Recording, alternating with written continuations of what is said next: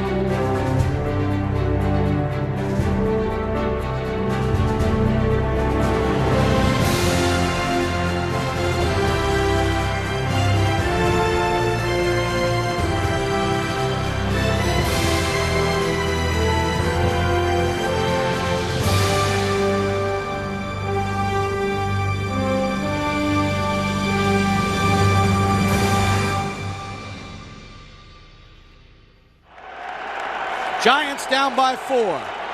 Can Eli Manning do it? Got to go 83 yards in 2:39. Manning takes the snap. Back to throw. Under pressure. Avoids the rush, and he's going to fight out of it. Still fights out of it. Now throws it deep downfield. Wide open Tyree. Makes the catch. What a play by Manning. What a catch by Tyree. Then Eli Manning end perfection. Takes the snap. Looks left. Lobs it left.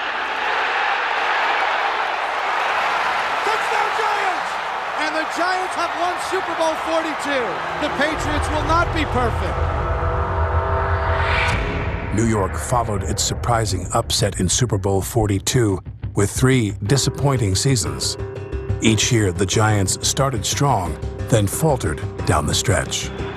In 2010, New York lost 2 of its final 3 games and missed the playoffs. The worst defeat came against the Eagles when the Giants blew a 21-point fourth-quarter lead and a division title. Midfield, he's at the 40, Deshaun Jackson, he's let it go!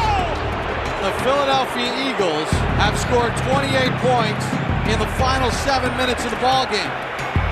I literally sat in the dark for the whole evening. I didn't talk to anybody. I sat in a room with no lights on, and I just reflected. It was a colossal failure. Believe me, it was a long off season, but you have to move beyond it, and that's what we tried to do. From the first day of training camp, Tom Coughlin made sure his players understood the theme for the upcoming season. Welcome back. You're going to hear me say this 1,000 times. Finish, finish, finish. We showed a video of a girls cross-country team, a high school cross-country team, and one particular girl who really was their best runner.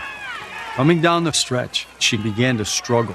She collapsed within feet of the finish line. She said to herself, you have to finish, that's the point. She literally crawled across the finish line, and her team won the state championship. When the movie ended, you could have heard a pin drop in the room. You know, normally when Coach shows us videos, man, we kind of look at them and be like, oh, I got his point. But seeing someone not getting paid give that much effort, I think guys really, really took that to heart, and it really set the tone for this season. If the Giants were going to finish as division champions, it would be up to Eli Manning to lead them there. But coming off a season where he threw a league-high 25 interceptions, Manning was one of the few who believed he could. Is Eli Manning an elite quarterback? Are you a top 5, top 10 quarterback? Yeah, I think I am. Are you in the Tom Brady class? Yeah, I mean, I consider myself in that class. I wasn't trying to, cause a big deal. I wasn't trying to make a statement. He asked me a question. I answered it. I really didn't think anything of it. I think I answered the question honestly because I knew, hey, I'd thrown for 4,000 yards. I'd thrown for over 30 touchdowns. All I had to do was discipline myself to eliminate those bad decisions. That was my intent for the offseason. It was something different in his eye this year. He's the first guy in and the last guy out. I saw Eli work his butt off throughout the lockout with throwing sessions in high schools. I knew he was going to be, a different cat this year. When starting slot receiver Steve Smith signed a free agent deal with Philadelphia, the extra work by Manning became even more critical. I was worried about that slot position, who was going to fill that role. I knew we had a couple guys who were going to compete for it, but I didn't know if anyone would be as good as what Steve Smith was able to produce for us the last couple of years. Although New York didn't realize it at the time, Smith's replacement would be one of the key figures in the Giants' championship season. Oh, yeah.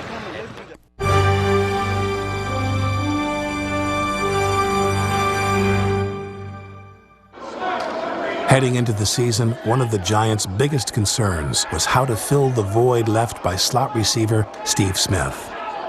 One candidate was Victor Cruz, an undrafted free agent who possessed raw athleticism. Cruz, who grew up only a few miles from MetLife Stadium, became a local hero the summer before when he torched the Jets for 3 touchdowns in a preseason game.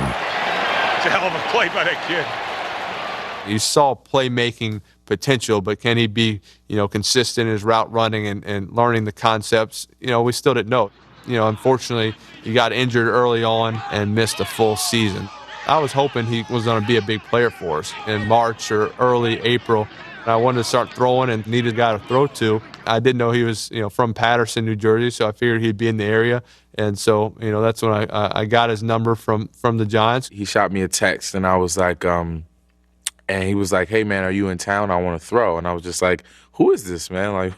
Like who is?" I didn't have the number on my phone. And he goes, "It's Eli."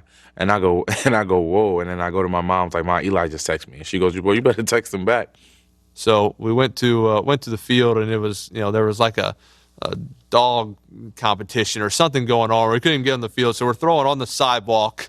It's still cold, the wind's blowing it. He's having to watch out for dogs coming in and out of this park. Just to be one-on-one, just me and Eli, it was definitely a surreal feeling. I was at every workout, just learning the system, learning what Eli likes to pass, and it was just it had a really good impact on me. The rapport Cruz built with Manning in the offseason disappeared in camp as the young receiver struggled to find consistency. When are you going to see a freaking hot? How many years is it going to take? Look in there and expect blitz. I think it was just nerves. I think it was just expectations, living up to those expectations. I think I was, the anxiety was kind of overwhelming at the time. The first game of the season versus Washington, the first third down, I throw him a little hook route in the slot, and he drops it. And it's not the way you want to start the season, especially for a young guy. And, coaches can quickly turn. There was a little voice in the back of my mind that was telling me, in this league, the chances come few and far between, and if you don't take advantage of them, they can slip away just as fast as they came. Thank God that I got another opportunity. That chance came when receiver Dominic Hickson was lost for the year with a knee injury. Our quarterback's Coach Sullivan, he comes up to me, man. He goes, "Yo, you're getting a start this week. It's Hispanic Heritage Month. You're half Puerto Rican. You got to do something to represent the people." He was like, "You got to dance." I was like, "Yo, Coach, if I get in the end zone, I'll do it." Myself thinking that I won't even get in the end zone. I just wanted to catch a few balls and take it from there. I catch the first ball, and I'm going up the sideline, and I break a tackle. And I'm going in to score, and I'm like, man, I got to do this dance now. So I get in the end zone, and I was like, man, here goes nothing. So I dropped the ball, and I just started doing the salsa, and then it just steamrolled from there. I kind of said, all right, I think we found our guy. There's some things that other guys might do better, but when you get the ball in his hands, he makes special things happen. The kid who had only 2 career receptions before his breakout in Philadelphia went on to shatter the Giants' single-season record for receiving yards. I never dreamed of doing anything like that. It was just awesome, man. It was, no words can even describe the journey each and every week.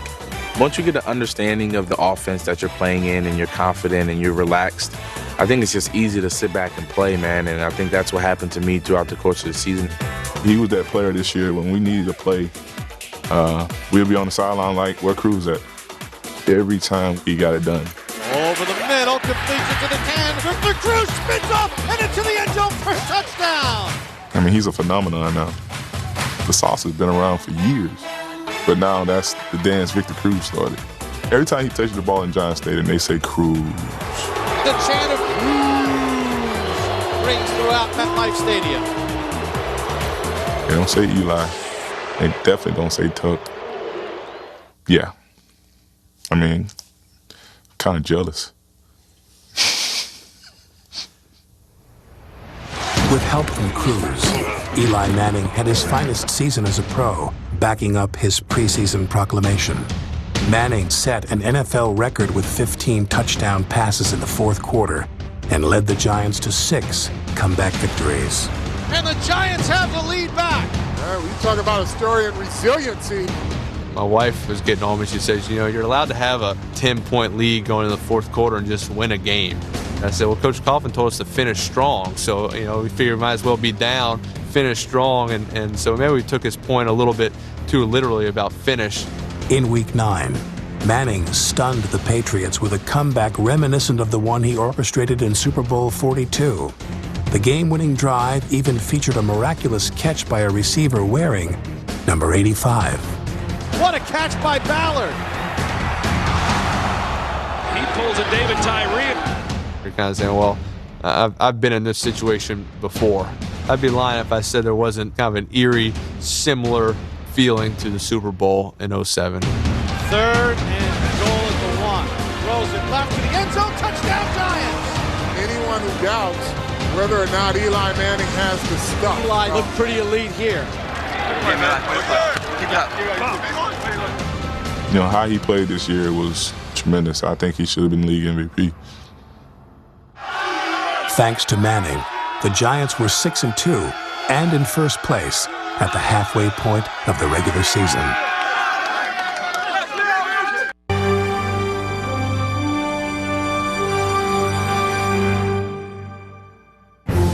At the start of Super Bowl 42, Justin Tuck was an unknown.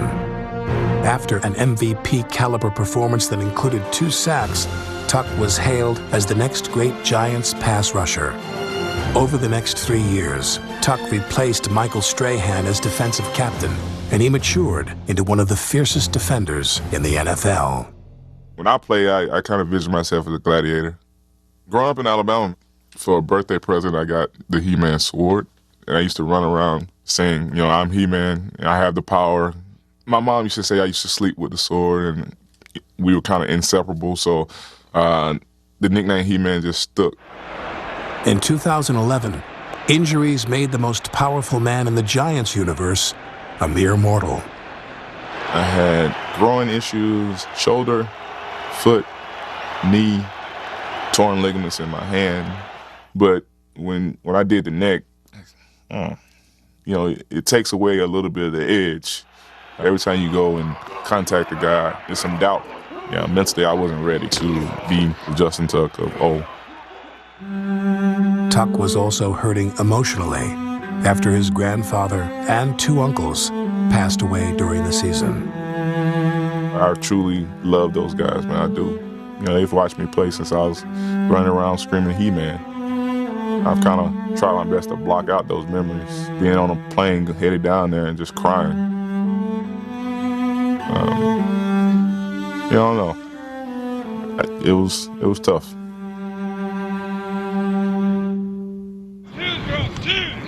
Quite frankly, Justin wasn't Justin. I thought he was somewhat depressed, as a matter of fact.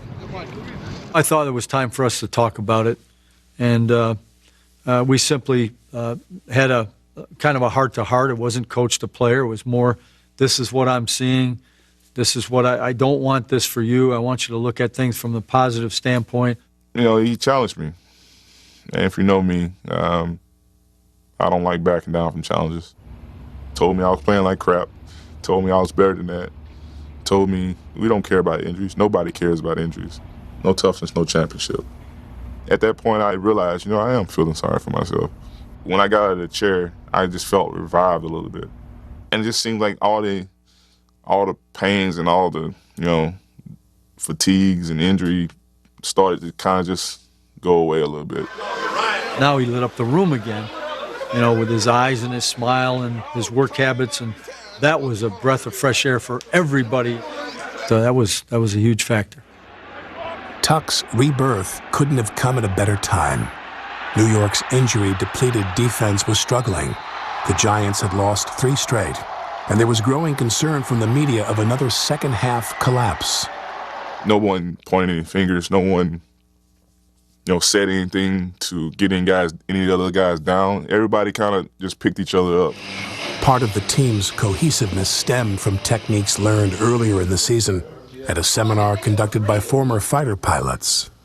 The 3 main tenets to flawless execution: leadership, accountability, and teamwork. When a group of pilots land, they go immediately into a debriefing session. They talk about how can they get better, and they can get better by each individual, no chip on their shoulder, you know, no defense mechanisms in place, talking about what they did wrong. So to carry that over, players had their own film session. No coaches in there. Now some of the younger guys that probably wouldn't have said nothing when the coaches were there, they felt comfortable in saying, I'm struggling with this, or, you know, I missed this read because, you know, Justin jumped out of his gap. It would be rare for a rookie to tell, you know, the captain of the defense that he shouldn't do that. But we all had equal say-so in it. When you feel like you got ownership, you take it a little bit more seriously. We knew that everybody had each other's backs. Good teams become great teams when their members trust each other enough to surrender the me for the we. I like what we It went a long way from taking all those egos out and getting guys on the same page. I think it did wonders for our team. I'm breaking out tonight. You want to know why? Because I done let y'all down all year. And all that bullshit about Tuck hurt, Tuck this, I'm coming out breathing fire tonight. Despite his best effort in weeks, Tuck and the Giants came up short against the undefeated Packers, running their losing streak to 4. However, the game evoked memories of a 38-35 loss to the unbeaten Patriots in 2007, one that propelled New York to a championship. I think it was that similar type game, you know, where hey, this is the best team in the NFL, and we just played with them to the very end. We won a little losing streak, but we are a good team. We're close. We're not far off. We just had to put it all together.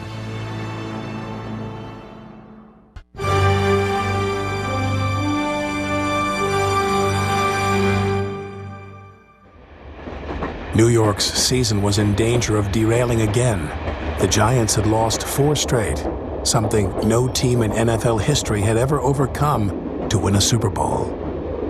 It was a turning point for us. We either were going to tank it this season and be an average team that coulda, shoulda, woulda, or we were going to turn it around and win the rest of our regular season games and make it to the postseason. We're 6-6. We're going to Dallas. If we lose that game, Coach Coughlin might be fired.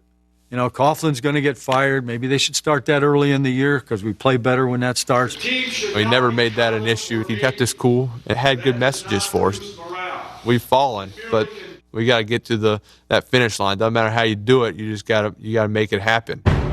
In a must-win game against the Cowboys, the Giants fell behind by 12 points with less than 6 minutes remaining. New York's latest collapse was nearly complete. Just frustrated, sitting on the sideline because we know we're better than what we're playing. You're looking for somebody to make a play, and good old Eli. And he takes a low snap. He's back to throw. He looks middle. He throws middle to the goal line. Touchdown, Jake Ballard. With 3:14 to go, the Giants are still alive. felt good. We'd just gone down there and won 2-minute drive, something we've been very good at all season. We're going to have another opportunity. They got a big third down. We're coming with a blitz. I see Romo. He's sending a signal, and he's got Miles Austin 5 yards behind our defenders. It's going to be a touchdown. And it's overthrown, and we get a chance to get the ball. I was like, the game's over for them. I'm sitting on the sideline. I'm like, who we got next week? The thing I remember now is how little plays can be a difference in making the playoffs or not, with us winning a Super Bowl or not, and it's what you do with that opportunity that can make you special or not. This is as good a quarterback performance in the clutch with the season on the line as I have seen in a long, long time. You gotta scope it. You gotta scope. Second and goal at the 1 for the lead. A minute to go. Hand off Jacobs. He runs right, follows his blockers to the goal line. Touchdown Giants! The skid is over. And the New York Giants have saved their season. A huge relief. We knew, hey, we're right back where we need to be. We're in our own. We hold, in control of our own destiny, and it was a huge win. The following week, the Giants fell back into second place after a lackluster effort against the Redskins. New York had to win its final 2 games to make the playoffs. Right after that, we have a chapel service, and we have a different speaker come almost every week. The guy gave us a poker chip. He said we needed to push all our chips to the middle of the table and be all in. We kind of adopted that as our motto. Having that mindset of are you all in for this football team? And are you all in to make the postseason? It was huge for us. All of us still had that poker chip. Some guys wore it in their socks during the game. Some guys, kept it in their locker room. I keep it right by my nightstand so I can see it every night before I close my eyes. Inspiration to finish strong seemed to come from everywhere, even the head coach of their crosstown rival. I never came here to be little brother to anybody, so clearly we were the better team my first 2 years here. I don't care about Tom Coughlin or anybody else. I know how I believe, and I don't care if it's, acceptable in everybody's opinion. I really don't care. Something we've always believed in for ourselves is talk is cheap, play the game. And sometimes I wonder whether our own guys have listened to that. A reporter asked me, what do you think about teams that are throwing more to Revis this year? And I said to her, teams aren't scared to test him early on in the game. And of course, that got taken as me saying no one's scared of Darrelle Revis, and it was just this whole big hoopla around it. The only time I remember this guy is in the preseason game. So that's the only time I remember the guy. Other than that, don't know the guy very well. So. I was a little taken aback by it, but I just wanted to go out there and play and make sure that my play on the field proved the type of player I was. The Jets even tried to get under the Giants' skin on game day by covering their Super Bowl mural. Rex saying those things I didn't necessarily care about, but covering up our Super Bowls, that's different. We definitely wanted to shut Rex up. Even with added motivation, the Giants' offense barely made a peep against Ryan's smothering defense. It's an absolute struggle, and we're looking from the sideline. We're backed up. We got the ball on the 1-yard line, and we're coming out. This could be dangerous here. If we don't get a first down there, we're going to have to punt. They're going to get the ball in good field position. That could be a 14-point or a 10-point swing right there.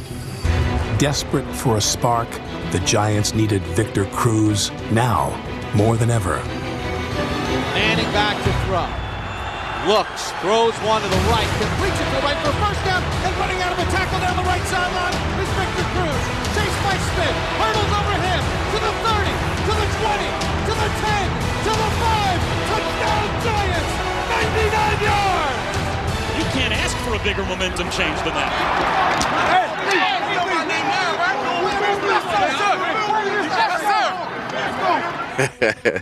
You guys got that? You got that on audio?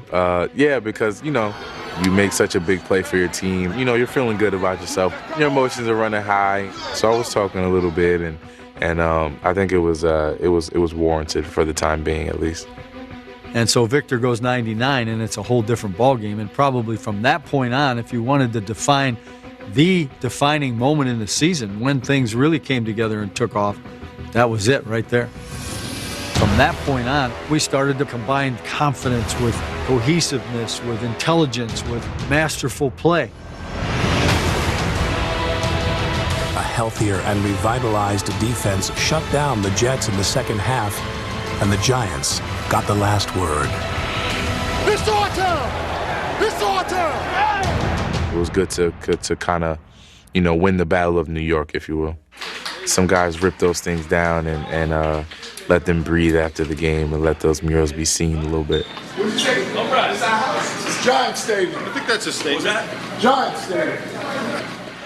Big Blue was the best team in the Big Apple, but the victory came at a price. Coughlin took a shot as Ware got knocked out of bounds. It felt like somebody had taken a part of muscle or tendon and just torn it across the back of the leg. But it was my fault, and I relaxed. I let my guard down. Those things happen, and I want to remind everybody I didn't fall down, though. No toughness, no championship. Coughlin and his team had persevered, and only the Cowboys stood in the way. With the finish line in sight, the Giants didn't crawl. They blazed right through.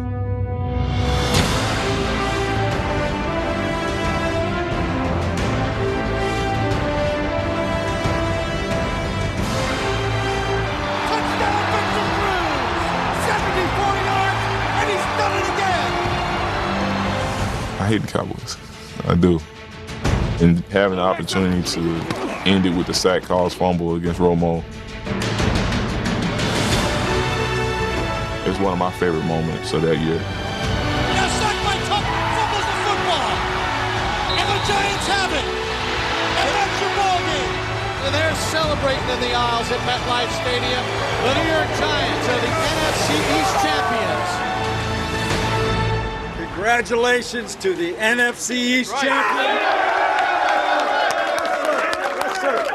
Great job of finishing now. Great job of finishing this part of the season. After the game, I was cleaning out my bag. I see a poker chip. At that point, we won that game. We won the game versus the Jets. And then it kind of gets into superstitious.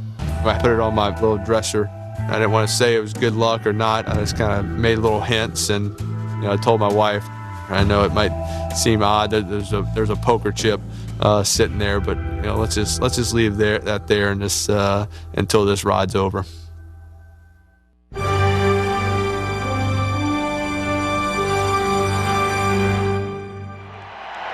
4 years earlier, New York peaked late in the season and rode the momentum all the way to a Super Bowl title.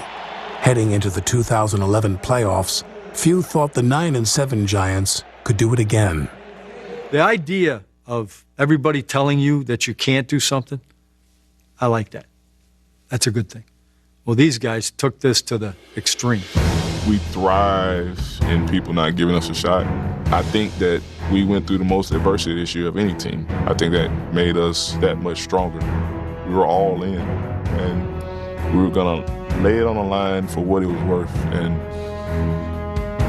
when the dust cleared, last man standing, we expected it to be us. We better than 07. But we gotta put that together right now. They ain't built like us. They ain't built like us. They ain't ready for this we about to bring today. They're going to go for it here on 4th and 1. Ryan's going to keep it. He got stopped. He didn't get there. Second time today. They've been stopped on 4th and inches by the Big Blue defense. Spurred on by their resurgent defense and 3 touchdown passes from Eli Manning, the Giants won the first playoff game in MetLife Stadium history. This is unbelievable. Unbelievable. We're going to beat Green Bay. We are. But if we play like this, we're going to be there. No question about it. In the 07 playoffs, Manning upset Brett Favre in one of the coldest games ever at Lambeau Field. This time, he outplayed league MVP Aaron Rodgers to put the 15-1 Packers on ice. Touchdown Giants! The Giants have scored on each of their first 2 possessions. The Giants are going to run another play without a timeout. 6 seconds to go. Manning back, steps up, heaves one down the middle of the field into the end zone, and Nix makes the catch for the touchdown. I had to go in and do some stuff on my shoulder. Lawrence Tynes runs up the stairs and hugs me. I'm like, what is wrong with you? And he said, we just scored a touchdown. I was like, what? And from that point on, I just said man, this game's over. I've never had much success with that play, so it was a good time and a good situation to hit my first Hail Mary. Well, when they went to the Super Bowl in 2007, they beat an NFC South team first. Then they went to the number 1 seed Cowboys, and they beat them. I remember guys saying stuff like, can you believe this is happening? Man, this is eerie, or is this deja vu, or how in the world are we in this spot? We felt as though no one could beat us at this point. San Francisco, here we come. Like the divisional playoff, the NFC Championship was a rematch of a regular season loss, and one Giant was eager for vengeance. I wanted to play San Francisco mainly because, I did want another shot at Carlos Rogers, I'm not going to lie. In the regular season, he had an interception on me and did my dance, and I want a little bit of revenge. Cruz got his payback, catching 8 passes in the first half. You're going to have to find a way to get Carlos Rogers some help on it. I know he's the Pro Bowl corner, and Cruz is just having his way with him right now. Not taking this from me. They're not taking this from me, cuz. They ain't taking this from me. They're not taking this from me. Beast, boy. They weren't going to take my goal to playing a Super Bowl, this thing that I've dreamt of all my life. They weren't going to take it from me that day. I just felt so adamant about that. New York's ability to move the ball through the air was remarkable, given the frequent downpours and sloppy field conditions. I didn't worry about the rain. I'll come in some days on a Sunday and I'll say, no, Eli, it's 15-degree wind out there. And he goes out, he warms up, and he comes in. I say, how's the wind? It's okay. It's not bad. Should we, be aware of throwing into the wind? No. Do we have to worry about that? Nope. Okay. Coughlin's confidence was justified. Manning threw 58 times and didn't commit a single turnover. Not even the 49ers' pass rush could unnerve easy Eli. I started to walk over and tell David Carr to get warmed up because, there was some kids the union think he was going to get up. When you pick Eli up out of that mud, it was kind of like you had to have a spatula to scoop him out of it. His jersey's halfway ripped off his shoulder pad and his chin strap is on his nose, but he was still cool and calm and collective, man. He never complained about, guys not blocking or just yelling at. He never yelled at his offensive line, never yelled at any one of us. When the game went into overtime, the Giants remained resolute. Just the fact that we had so many close games in the regular season, we always just had this confidence to say, hey, if there's a chance we can win this game, we're going to go win it. Boots one, returnable for Williams from his own 20. Lost the ball, and the Giants say they have it. They do.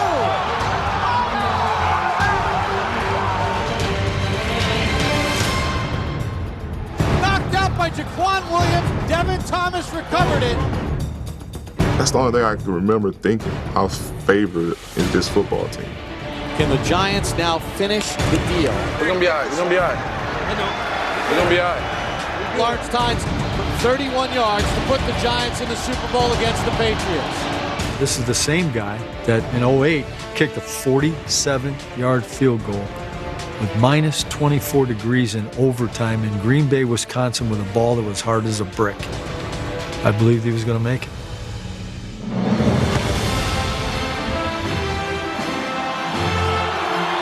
Kick on its way. It's got the distance, and it is good!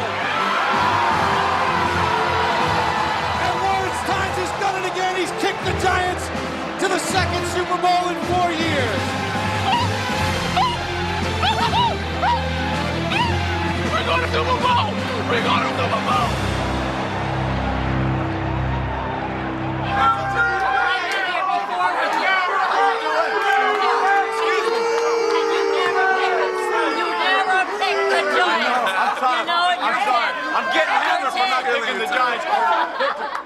I was glad Miss Merrill gave Bradshaw some grief there. And Terry's not the only one. I love you, Terry, but you're not the only one. Love her spirit and love how much she loves the Giants. I knew she was excited, and she had a good point.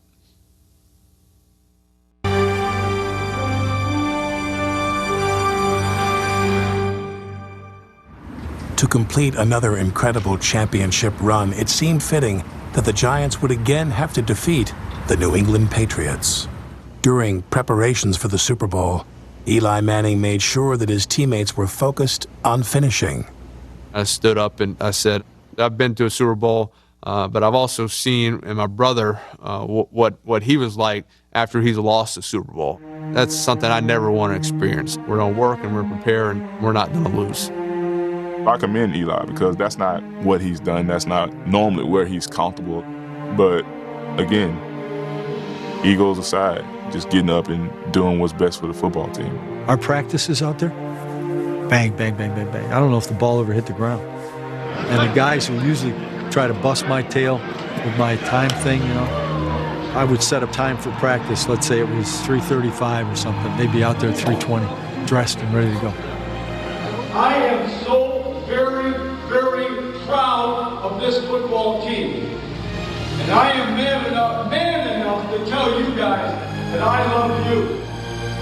I've never said that to a team before, but I felt strongly about this team.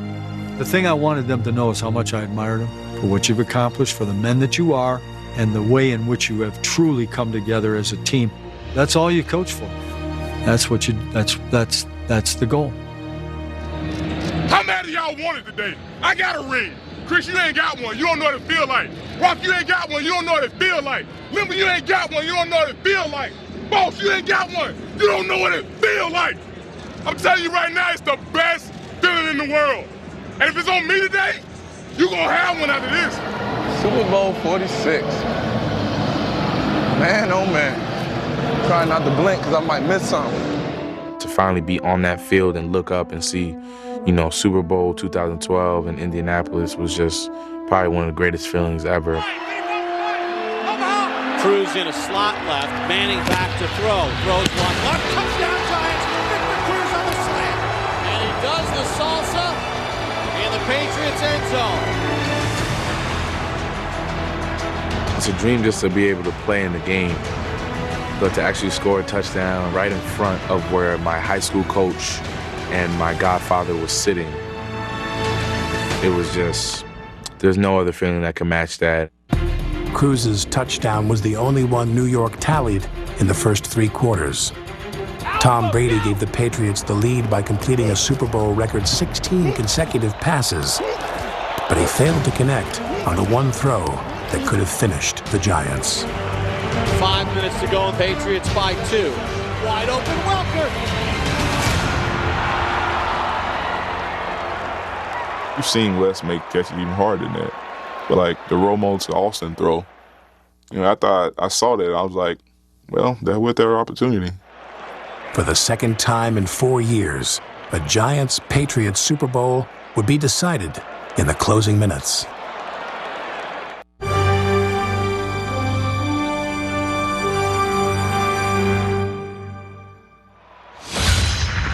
3:46 to go. 1 timeout and the 2-minute warning. We've seen something like this before, haven't we? Yes, we have.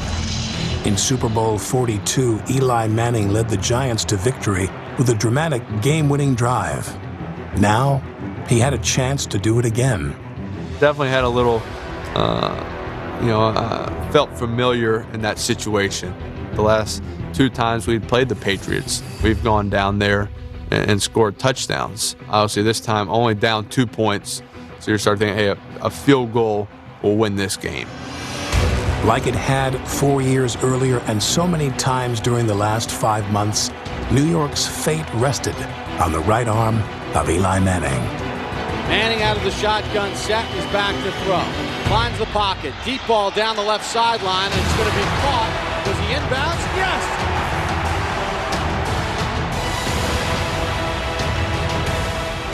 That's a heck of a throw and a heck of a catch by Mario Manningham. What a catch. It's not quite David Tyree, but that is pretty close. I think it's the best throw of Eli's career. He didn't have, I told Mario, great catch, but you didn't have a choice. He put it in the tiniest of places. Mario didn't have a chance of dropping it. And I remember asking Eli, how do you know where to put the ball like that? And he's like, I don't. I see the guy running, I see the safety. I just trust my ability to throw it. I was like, it can't be that simple. The pass to Manningham was easy. The hard part was securing the winning score without leaving too much time for a Tom Brady comeback. Second down, we're going to run the ball, make them use their last timeout, and then probably run the ball and either score or kick a field goal. Call the play, I break the huddle, and it just, at that point, it pops in my head saying, they're going to let us score right here. I'm walking to the line of scrimmage, and I stop, and I think about going to tell Ahmad, if they let you score, don't do it. Then I start thinking, well, what if he messes up or doesn't know what I'm saying and he fumbles, or if he goes down right when I hand him the ball at the 8-yard line.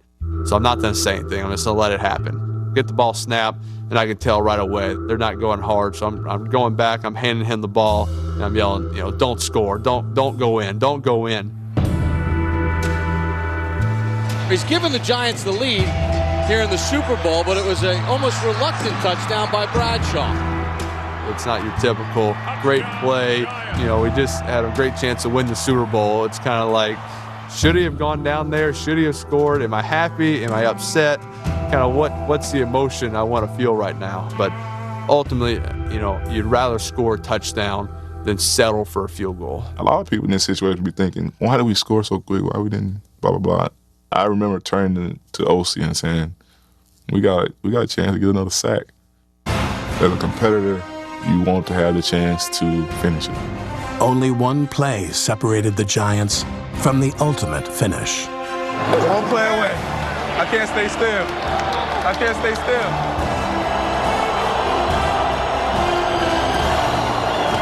Brady's back. Brady's under pressure. Brady's chased. Brady heaves one.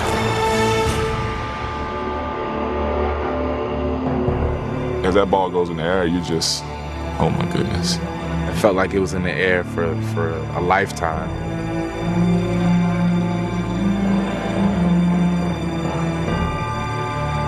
I kind of see the ball, get hit, and then I lose it. And then finally, a second later, I kind of see it dribbling on the ground. Incomplete, and the ball game's over, and the Giants have won Super Bowl 46. Finish is what Tom Coughlin said, and the Giants have finished off the Patriots in the Super Bowl for the second time in 4 years. When you set a goal and you accomplish the goal, and when you specify exactly what it's going to take, and it happens exactly that way, that is rewarding, it's satisfying, but it's also fulfilling. There's nothing like it. In the midst of all that chaos, I just wanted to reflect, think about my adversity on and off the football field. But I also just wanted to give thanks. Just so overjoyed, but it's almost kind of like a sigh of relief. I started thinking about what a crazy ride we've had and how there's so many similarities to the last one. You can't believe it truly happened. It probably changes the way I'm viewed. I don't think it changes the way I view myself. It doesn't change the way I'm going to improve as a player to make sure that I give my teammates and the new guys that'll come be a part of this team an opportunity to have those same experiences. Your life kind of slows down, and everything kind of comes into perspective. For me to come so far and do all the things that I've done, and almost running out of opportunities, it was great to just come full circle and to be standing there with the Lombardi Trophy and my family watching. It was definitely a moment that I'll never forget. I got a ring. I got a ring. He got one too. He got one too. I got a ring. I got a ring. He got one too. He got one too. He got one too. He got one too. He got one too. He got one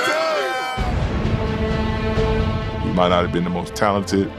We played teams that probably should have beat us. But none of that matters when everybody's on the same page. And we are living proof of that. The way in which that it all came together was, something that is, you'll never forget it. Never forget it. And it's over so darn fast.